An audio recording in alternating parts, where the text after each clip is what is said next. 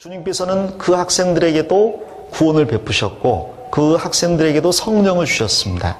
그리고 그 학생들에게도 개인적으로 깨달을 수 있는 이성을 주셨거든요.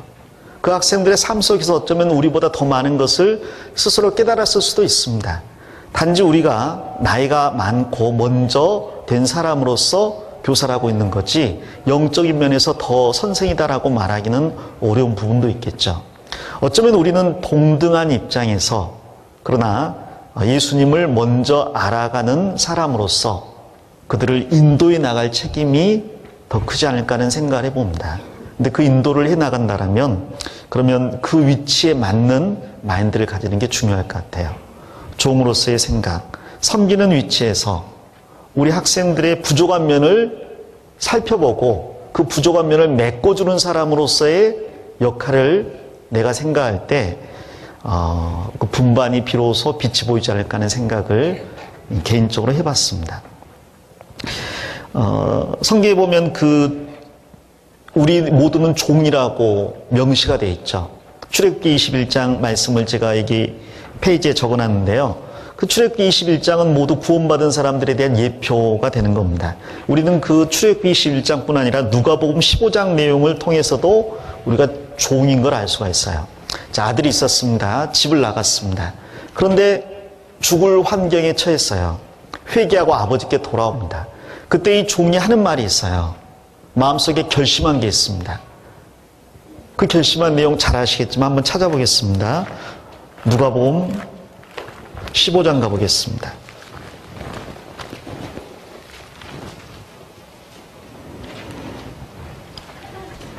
누가복음 15장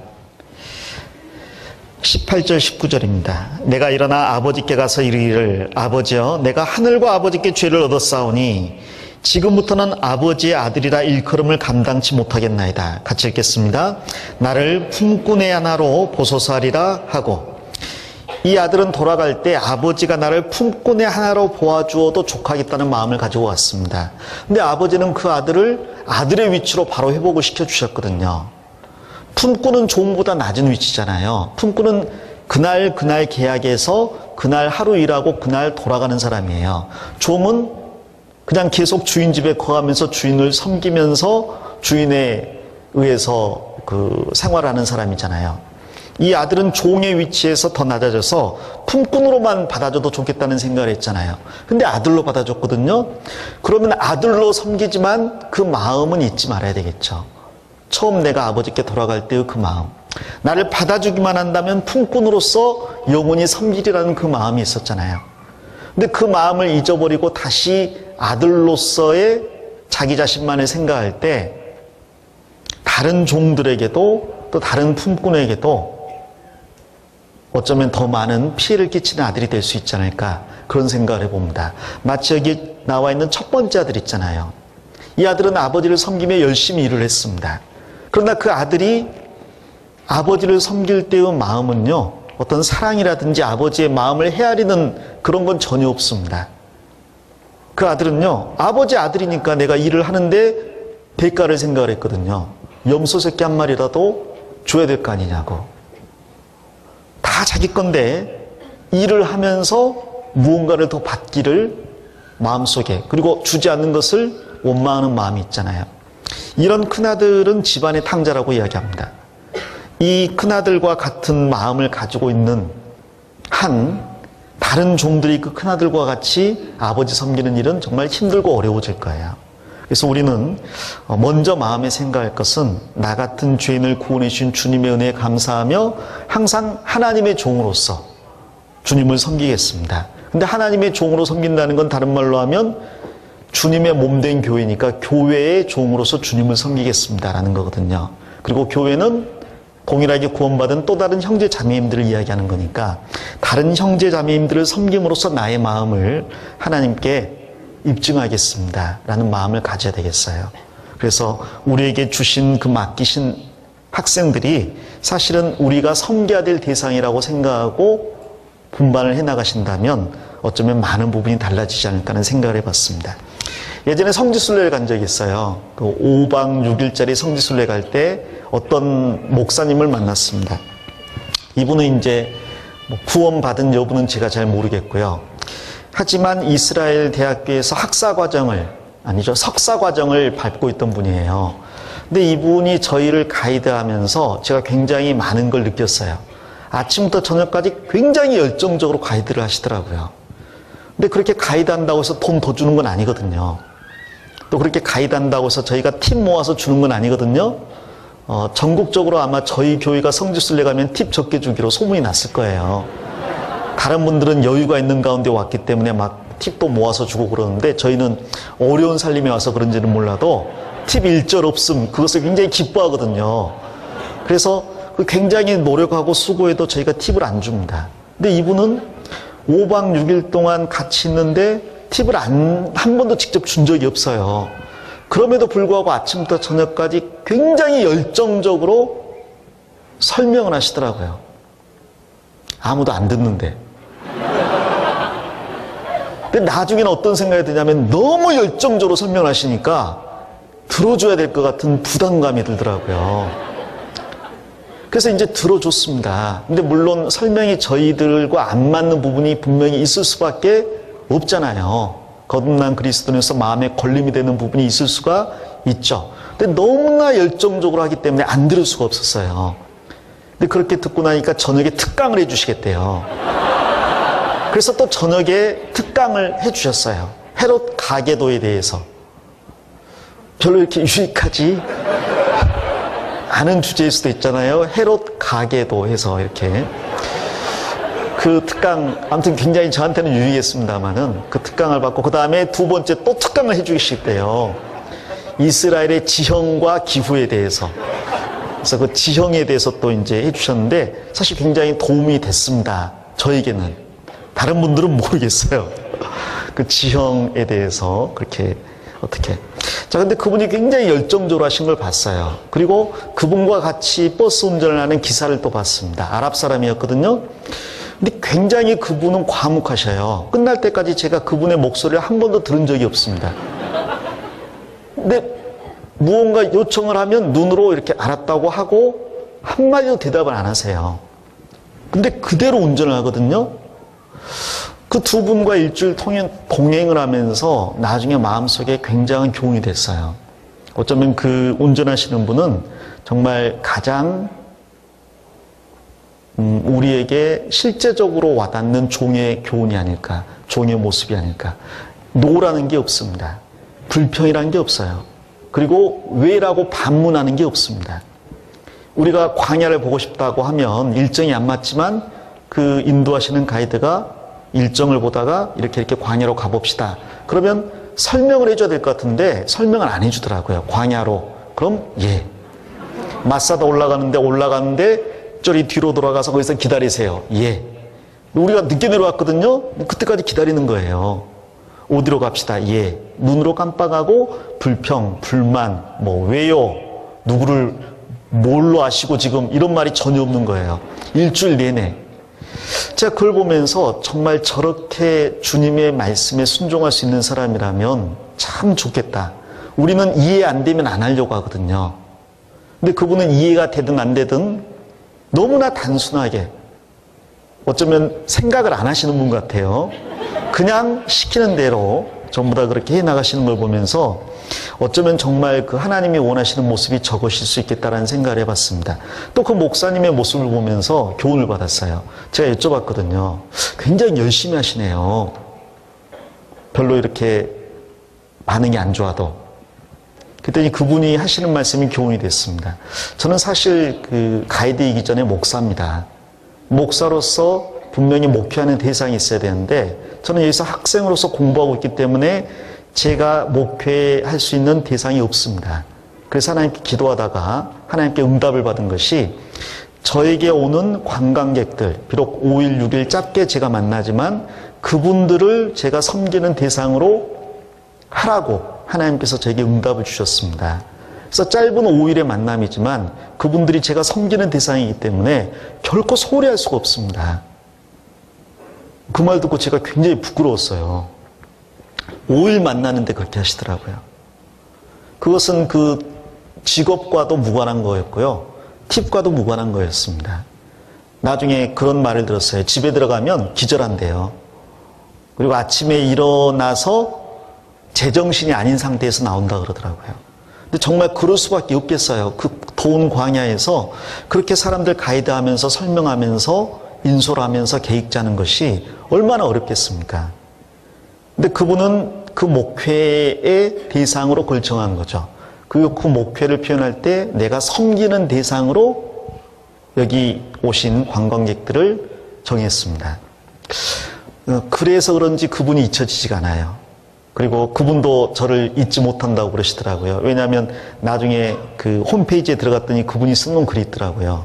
잊지 못하는 이유가 그 양반은 전도사였는데 카리스마가 있더라. 왜냐하면 전도사인데 집사님들을 막 모이라고 그러고 간증하라고 시키고 뭐 몇 시까지 나오라고 하고 대단한 이름값 안에 그때 신창원이 유명했거든요. 그래서 그분도 저를 잊지 않고 있어 주셔서 감사했어요. 자, 저희 마음이 그래야 될 것 같아요. 하나님께서 나에게 섬기라고 맡겨주신 대상이 있죠. 그게 바로 우리 분반 아이들입니다. 내 아이들이다 이게 아니라 하나님께서 나에게 섬기라고 맡겨주신 아이들. 내가 주님의 종으로 순종하는 방법은 첫 번째로 그 학생들을 내가 섬기는 대상으로 바라보고 대할 때 그것이 어쩌면 가장 기본적인 자세가 아닐까 하는 생각을 해봤습니다. 자, 그 다음 보겠습니다. 2절 가보겠습니다. 2절에 같이 한번 읽겠습니다. 42장 2절입니다. 이사야 42장 2절 같이 읽겠습니다. 그는 외치지 아니하며 목소리를 높이지 아니하며 그 소리로 거리에 들리게 아니하며.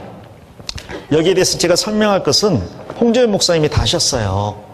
인상 안 쓰고 화 안 내고 짜증 안 내고 소리치지 않고 항상 웃어주고 반가워해 준다면 아이들이 귀를 기울이고 마음을 열 게 아니냐, 그런 이야기 하셨지 않습니까? 그런데 예수님께서 실제로 그렇게 하셨습니다. 그분은 외치지 아니하셨고 목소리를 높이지도 아니하셨고 그 소리가 거리로 들리게 하지도 않으셨습니다. 여기 예수님이 하신 예수님이 하실 일이라고 예언된 이 메시지가 마태복음 6장에 그대로 인용이 되거든요. 책갈피를 해놓으시고 마태복음 6장으로 가보겠습니다.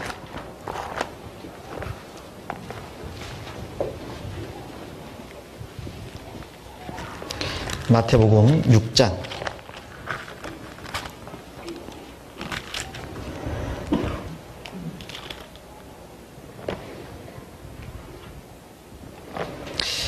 이 절을 보겠습니다. 먼저 그러므로 구제할 때 외식하는 자가 사람에게 영광을 얻으려고 회당과 거리에 사는 것 같이 너희 앞에 나팔을 불지 말라.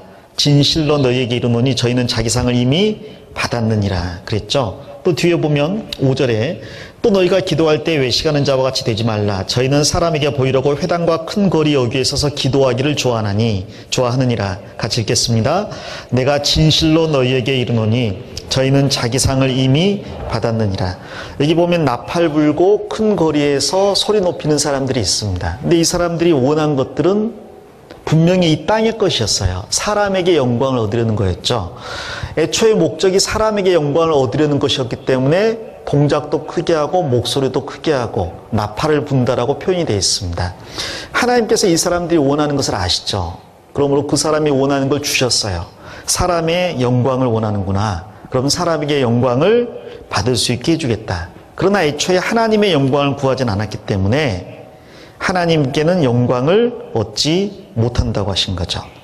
근데 예수님께서는 그런 태도로 가르치지 않으셨습니다. 나팔을 불지 말라고 하신 예수님께서는 본인은 실제로는 그렇게 하지 않으셨죠. 어느 누구에게 이야기하든지 간에 겸손하게 자기 자신을 낮추면서 정말 그 소리를 들리게 하지 않았습니다. 혹은 다툴 일이 있어도 그렇게 하지 않으셨어요. 마태복음 12장 가보겠습니다.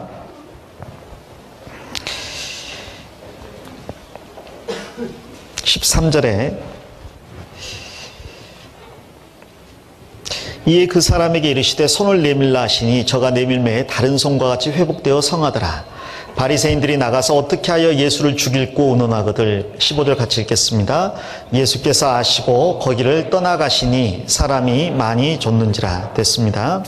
여기 보면 안식일에 손 마른 사람을 고친 내용이 나옵니다. 이 손 마른 사람을 고치는 게 맞습니까? 틀립니까? 하고 그 유대인들이, 특히 이제 종교인들이 예수님을 송사하려고 물어봤어요. 근데 예수님께서는 그 안식일에 양이 구덩이에 빠졌으면 건지지 않겠느냐라는 말씀하시면서 안식일에 선을 행하는 것이 옳으니라라고 말씀하셨습니다. 그 말은 다른 말로 하면 안식일에 손 마른 사람을 고치지 않는 것은 악을 행하는 것이다라는 말이에요. 그런데 그 말씀을 하시니까 바리새인들 마음속에 찔렸죠. 우리가 송사하려고 했는데 예수님께서 악을 행하려고 한다. 너희 의도는. 그렇게 말씀하시니까 찔렸어요. 그리고 예수님이 손 마른 사람을 고쳐주니까 그걸 보고 하나님께 영광 돌린 게 아니라 마음에 분한 게 올라왔어요. 자기들이 분명히 틀렸거든요. 예수님이 옳거든요. 그런데 자기들의 부끄러움이 드러나니까 자기들을 부끄럽게 만든 예수님을 미워하는 마음이 생기고 죽이고 싶은 마음이 생겼습니다. 그래서 예수님을 어떻게 죽일까 하고 의논을 했어요. 근데 예수님께서 거기에서 맞서서 싸울 수가 있었죠. 잘잘못을 한번 가려보자. 누가 잘했는지 누가 못했는지 할 수 있는데 예수님께서는 그들과 다투지 않으셨습니다. 분명 다툴 수 있는 상황이었는데 다투지 않고 나가셨죠. 그러면서 17절에 선지자 이사야의 말씀을 인용하잖아요. 이는 선지자 이사야로 말씀하신 바 보라 나의 택한 종 곧 내 마음에 기뻐하는 바 나의 사랑하는 자로다. 내가 내 성령을 줄 터이니 그가 심판을 이방이 알게 하리라. 19절 같이 읽겠습니다. 그가 다투지도 아니하며 들레지도 아니하리니 아무도 길에서 그 소리를 듣지 못하리라. 다툴 수 있는 상황에서도 다투지 않았습니다. 우리가 종종 그런 말 하거든요. 다퉈서 논쟁에서는 이기지만 영혼은 잃어버릴 수 있다라는 이야기 하지 않습니까? 말싸움에서 누가 이기고 지는 게 중요한 게 아닙니다. 게다가 또 혹 누가 옳다 할지라도 그것을 끝끝내 드러내는 것이 꼭 유익한 것은 아닐 수가 있거든요. 모든 것을 할 때 덕을 세우기 위해서라고 했는데 예수님께서 이 자리에서 이 바리새인들과 옳고 그름에 대해서 따진다든지 다투는 게 덕이 되는 건 아니죠. 그래서 유대인들이 예수님을 죽이려고 의논할 때 예수님은 묵묵히 그 자리를 떠나셨습니다. 그 온갖 비난과 죽이려고 하는 소리를 뒤로 하고, 저는 이 모습들을 상상해 보면서 마음속에 제 자신을 많이 돌아보게 돼요. 사실 누구든지 자기에게 싫은 소리 하는 거 듣고 싶지 않잖아요. 그리고 누가 이유 없이 흠잡거나 모함하거나 심지어 이제 죽이려고 한다 그러면 마음속에 굉장히 분할 겁니다. 좀 전에 목사님께서 말씀하신 것처럼 저녁에 그걸 묵상을 하는 거죠. 걔가 나한테 그런 말 하다니. 그 말의 의도는 뭐야? 마음속에 깔린 마음은 어떤 거지? 앞으로 어떻게 하겠다는 거야? 이런 것들을 묵상하다 보면 정말 말씀 묵상이 안 되잖아요. 근데 예수님은 그것을 다 뒤로 하실 수 있었다는 거예요. 그 말은 그만큼 예수님께서 겸손하고 온유했다는 이야기입니다.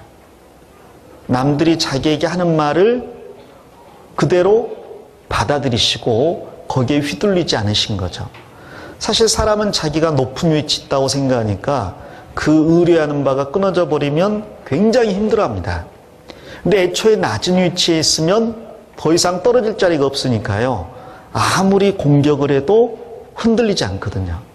우리가 흔히 말하는 것처럼 추락하는 모든 것에는 뭐가 있어요? 날개가 있죠. 높이 올라갔기 때문에 떨어지는데 더 오래 걸리는 겁니다. 명예직을 누리던 사람이 그 명예가 꺾여버리면 견디지를 못합니다.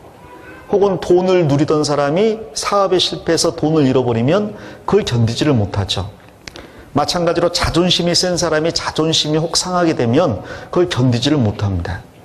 근데 예수님은 아주 겸손하고 온유하신 분이었기 때문에 심지어 바리새인 서기관들이 잘못된 일로 예수님을 미워하고 죽이려고 할 때에도 거기에서 마음이 흔들리지 않으셨고 그들과 다투지 않으셨습니다. 그저 그들을 뒤에 두고 자신의 일을 묵묵히 나가셨다는 거죠. 어쩌면 우리가 마음 상해하는 것은 내가 너무 내 자신을 높였기 때문이 아닌가, 그런 생각을 하게 되는 겁니다. 정말 처음 구원받을 때를 생각해 보면 그런 마음을 가질 수가 없잖아요. 저희들도 처음 구원받을 때 있지 않습니까? 그때 그 죄 이야기 듣고 저녁에 집에 와서 고민하던 적 있잖아요. 그 목사님이 말씀하시는 모든 죄가 나에게 말씀하시는 거고, 내가 그 모든 죄를 실제로 지었고, 그로 인해서 정말 부끄럽고 비참하고, 그리고 그런 죄 때문에 하나님 앞에 나아가고 싶은 마음도 안 생기고, 근데 또 지옥 가기는 싫고 두렵고, 그래서 정말 그 쥐구멍에 들어가는 심정으로 주님 말씀 앞에 나왔다 구원을 받았잖아요. 저도 처음 구원받고 교회에 나왔을 때가 생각이 나요. 그때 구원받고 교회에 나오니까 형제 자매들이 다 천사로 보이더라고요. 이분들은 먼저 다 죄사함 받은 분들이잖아요. 그 자리에 앉아가지고 있는 게 정말 부끄러웠어요. 제가 이 무리를 오염시키는 것 같았습니다. 그래서 이 무리를 위해서 내가 안 나와줘야 될까, 그런 생각도 실제로 해봤어요. 청년의 교제하는데 어떤 자매님이 간증하다 우시더라고요. 마음속에 어떤 자매가 미워요 하면서 훅 우시는데 제가 충격을 받았어요. 아니, 미울 수 있는 거 아니야? 근데 왜 울어? 근데 그 미워하는 게 너무 큰 죄라고 생각해서 자기 자신을 또 미워하시고 울더라고요. 그래서 그걸로 자기를 저렇게 미워해야 될 정도면 나는 목매달아야 되겠구나, 그런 생각이 들더라니까요. 도대체 여기 있는 분들은 무엇 때문에 고민하시는 거야? 그 고민한 내용들을 보면 아주 작은 죄들을 가지고 고민을 하시는 거예요. 저는 큰 죄를 짓고도 당당한데, 그러니까 이게 도대체 제가 있어야 될 자리가 아니구나라는 생각까지 들 정도였습니다. 나중에 이제 시간 지나면서 점점 이제 말씀 안에서 분별할 수 있게 되었죠. 그 마음을 만일 우리가 잊지 않고 가지고 있다 그러면, 혹 누가 나에 대해서 죄인이라고 하든, 혹은 거짓말장이라고 하건, 혹은 교만하다고 하든 간에 사실은 전부 다 사실이었거든요. 지금도 역시 많은 부분이 사실이거든요. 혹은 오해일 수도 있겠습니다만은 그것은 또 재판자이신 주님이 드러내실 거거든요. 그렇게 만일 우리가 겸손함을 유지할 수 있다 그러면 주변의 말에 흔들리지 않을 겁니다. 그리고 내 목소리를 높여서 나를 변호하려고 하지 않고, 또 내 목소리를 높여서 내 생각을 관철시키려고 하지 않을 겁니다. 혹은 나의 주장을 기어이 제시하려고 하지도 않겠죠. 가끔 교제할 때 보면 목소리가 높아지는 경우가 있거든요. 어떻게 할까요? 라고 할 때 어떤 분은 A안을, 어떤 분은 B안을, 마치 그 간장입니까 소금입니까 가지고 다투시는 과거의 그 몇몇 분들처럼, 이렇게 해도 저렇게 해도 큰 무리는 없는데, 그런데 중요한 건 내 생각이 관철되는 게 중요하다고 생각해서 그 목소리를 높이는 경우가 있지 않습니까? 근데 정말 관철시켜야 될 생각은 주님의 생각이거든요. 근데 그 주님은 자기 목소리를 한 번도 높이지 않으셨다는 겁니다. 오히려 높였던 사람은 좀 전에 바라본 외식하는 사람들, 자기 자신의 영광을 구하는 사람들, 그 사람들은 자기의 목소리를 높였거든요. 우리는 교사로서 봉사하면서 어쩌면 학생들에게도 동일하게 적용할 수 있지 않을까 하는 생각을 해봤어요. 우리가 사실 학생들에게 목소리를 높일 수 있는 그런 위치는 아니죠. 단지 교회 학교가 좁고 학생들이 많아서 시끄러우니까 어쩔 수 없이 알았어! 할 뿐이지, 사실은 내 생각을 관철시키는 일은 없는 거죠. 그리고 내 생각을 고집할 필요도 없는 겁니다. 사실 나의 믿음과 다른 사람의 믿음이 모두 동일한 수준은 아니거든요. 성경에 보면 자녀들아, 청년들아, 아비들아가 따로 있잖아요. 그 아비의 믿음을 가진 사람이 자녀의 믿음을 가진 사람한테 자기의 믿음을 따라오라고 강요할 수는 없는 겁니다. 아이들이 안 컸는데 부모님이 아이가 컸으면 하는 바람이 있는 건 좋겠지만, 그렇다고 해서 엄마는 머리 잡고 아빠는 다리 잡고 하나 둘 셋 하면서 당기면 못 빠지죠. 그래서 그렇게 키우지는 않습니다. 그저 묵묵히 아침 점심 저녁 잘 먹이고 잘 재우고 잘 돌봐주면 자라게 하는 건 하나님이 자라게 하시잖아요. 우리가 늘릴 수는 없는 거죠. 그래서 분반 아이들에게 우리가 해야 될 또 다른 태도 중에 하나가 우리가 보여줘야 될 온유와 겸손이라고 생각을 해봅니다. 예전에는 이제 어떤 목소리를 강하게 하면서 이것은 이것이야 라고 말하는 게 어떤 그 멋이라는 생각도 해봤어요. 근데 갈수록 그건 믿음의 분량에서 벗어난 말들이 많다는 생각도 들더라고요. 사실은 원로 목사님들이 할 수 있는 설교가 있고, 저처럼 젊은 청년 전도인이 할 수 있는 그런 말도 있고, 혹은 이제 신임 전도인이 할 수 있는 말이 또 따로 있겠죠. 근데 만일 이제 저희가 그 나이 드신, 그리고 평생 주님을 섬기며 살아오신 목사님들이 하셨던 그런 설교를 그대로 한다면 정말 그 격에 맞지 않다고 생각합니다. 그래서 나에게 맡겨준 믿음의 분량만큼 하나님의 뜻이 이러하다라고 설명해주고 묵묵히 가르쳐주는 것, 그것이 우리가 할 수 있는 또 다른 중요한 일이라고 생각을 해봅니다. 다시 이사야 42장 돌아가 보겠습니다. 3절입니다. 같이 읽어보겠습니다. 상한 갈대를 꺾지 아니하며 꺼져가는 등불을 끄지 아니하고. 됐습니다. 구약에 있어서 죄인의 대표적인 표현이 상한 갈대 혹은 꺼져가는 등불이라고 이야기를 합니다. 갈대가 상에서 꺾어졌어요. 이제 완전히 꺾어지기 직전인데 그것을 꺾을 수 있는 분은 주님인데 꺾지 않으셨다고 돼 있고, 등불이 또 꺼져가게 되면 이제 심지가 타니까 냄새가 고약해지잖아요. 그럼 이제 그냥 꺼버리기 십상인데 예수님은 꺼져가는 등불을 끄지 아니하셨다라고 되어 있습니다. 예수님께서 가장 오해를 받으신 분이 이 부분이에요. 예수님 당시에 바리새인과 서기관들은 율법주의자들이었잖아요. 그들 생각에는 뭐가 있냐면 하나님을 잘 섬기는 사람은 그에 합당한 대가를 받아야 되고 죄인은 그에 합당한 벌을 받아야 된다는 겁니다. 그래서 의인은 의롭다고 하고 악인은 악하다고 하는 게 율법을 중시했던 유대인들의 생각입니다. 맞는 말이죠. 그래서 바리새인들, 서기관들은 자신들이 하나님을 섬기며 선을 행했으니까 당연히 하나님께 어떤 대가, 좀 전에 말씀드린 염소 새끼 한 마리라도 받아야 된다고 생각을 했어요. 근데 예수님께서는 오히려 여기 말씀 나온 것처럼 상한 갈대 같은 죄인들, 창기들, 세리들을 영접하시는 겁니다. 그때 유대인들이 받은 충격은 어마어마한 거예요. 당시 바리새인들은 더러운 것과 접촉하면 영혼도 더러워진다고 생각했기 때문에 아예 접촉을 안 하려고 죄인들과는 상종을 안 했죠. 음식을 공동체 단위로 초대해서 먹는데 죄인들은 초대도 하지 않고 초대받지도 않았습니다. 혹시라도 죄인들하고 옷깃이라도 스치면 옷을 빨고 손이라도 닿으면 손을 부지런히 씻었죠. 시장에서 많은 사람들을 만나게 되면 갔다 오면 옷도 빨고 손도 씻고 얼굴도 발도 부지런히 씻었습니다. 그런 사람들에게 예수님께서는 충격적인 행동들을 많이 하셨거든요. 예를 들어서 바리새인 시몬의 집에 갔을 때 이 한 죄 많은 여자가 들어와서 눈물로 예수님의 발을 씻었거든요. 머리카락으로 발을 닦았거든요. 그리고 예수님 머리에 향유를 부었지 않습니까? 근데 그 사람은 죄 많은 여잔데 예수님께서 그걸 알면서도 자기 자신을 만지는 것을 100% 허락하셨어요. 근데 시몬이 그걸 보고 충격을 받았죠. 만일 이 사람이 선지자였다면 자기가 지금 대하고 있는 이 여자가 어떤 사람인 줄 알았을 건데, 죄인인 줄 알았을 건데, 그러면 손도 못 대겠을 건데.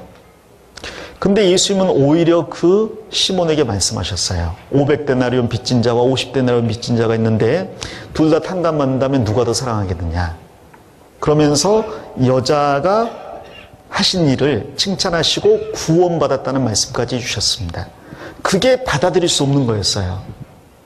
이 바리새인 시몬의 입장에서는 구원을 받으려면 내가 받아야 되는 거고 죄 많은 여자는 심판을 받아야 되는 거죠. 당연히 이쁨 받을 만한 사람은 이쁨을 받아야 되고 미움 받아야 될 사람은 미움을 받아야 되는 겁니다. 근데 놀랍게도 예수님은 상한 갈대와 꺼져가는 등불을 아껴주셨거든요. 긍휼히 여기셨거든요.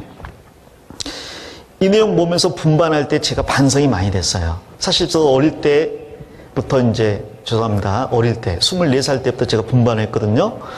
그때 이제 유치부도 했고 초등부도 했어요. 근데 유치부 애들을 서울에서 제가 분반할 때 그런 일이 있었어요. 정말 그 잘하는 애가 있잖아요. 유치부 7살이고 8살이지만 정말 잘하는 애가 있어요.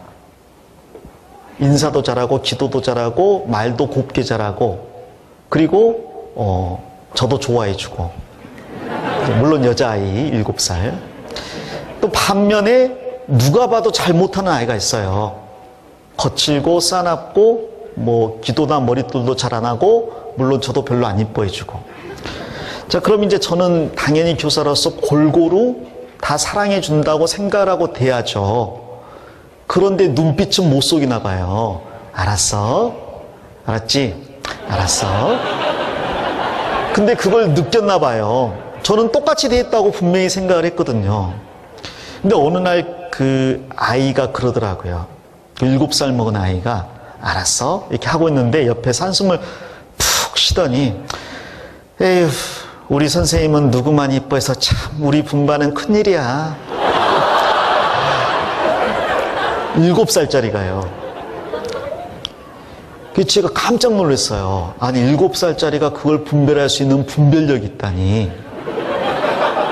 놀랍다. 그리고 저는 상당히 조심한다고 했는데도 그걸 아는구나. 정말 놀랍다. 근데 나중에 무슨 생각을 하냐면 근데 솔직히 너가 그 말할 자격 있어? 네가 잘 못했잖아. 이런 마음이 드는 거죠. 내가 이뻐할 사람을 이뻐하고 미워할 사람을 미워하노라. 그런 마음을 이제 가지는 거죠. 근데 어쩌면 이 말씀대로 한다면 누구를 더 신경을 썼어야 될까? 라는 생각이 듭니다. 예수님께서 놀라운 말씀하셨는데 세리나 강도들도 자기에게 무난하는 자는 무난을 하고 자기에게 잘 대해주는 자에게 잘 대해준다 그랬잖아요. 죄인들도 우수히 받고자 하여 꿔준다 그랬잖아요. 너희가 그와 같이 하면 이방인과 세리와 다를 바가 무엇이냐 그랬지 않습니까? 우리의 사랑이 필요한 사람들이 있는데 실제로 우리는 정말 그 팔이 안으로 굽는다고 잘하는 사람한테 더 많은 신경을 쓰게 되는 것 같아요. 그리고 어려운 사람은 제가 짐을 담당하기가 부담이 되고 힘듭니다. 어떤 경우에 그런 학생이 맡겨지는 경우가 있잖아요. 선생님이 맡는 게 좋겠어요. 선생님 아니면 다른 사람 못 맡을 것 같아요. 그러면 이제 몇 번 해보다가 마음속으로 핑곗거리를 찾는 제 자신을 보게 되더라고요. 아, 얘는 안 되겠다. 내가 그동안 최선을 다해봤는데 그 기나긴 3주 동안 내가 열심히 해봤는데 안 되니까 다른 분반으로 좀 보내야겠다. 그런 마음이 벌써 올라오는 거예요.